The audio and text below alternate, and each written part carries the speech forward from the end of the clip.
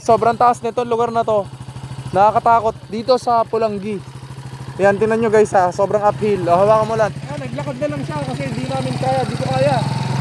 Hindi lang kapagod. Pagod ako.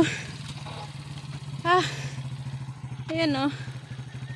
Grabing downhill. Sobrang pataas guys. Ayan siya guys. Ayan. Ayan o, yan yung kalsada oo. Kung ano may asawa ko. Hala. Meron lang mo na nga. May maayos na kalsada. Ayaw doon. Galit na siya. Imbis na mapadali dun sa maayos na kalsada, ayaw. Gusto sa bundok-bundok. Mas lalo tumagal tuloy. Siguro kung may pupuntahan man ako lugar, hindi na ulit dito dahil grabe guys. Ayan o. Yung lugar ko. Ang tarik niya. As in pag nalaglag ka dyan, boom.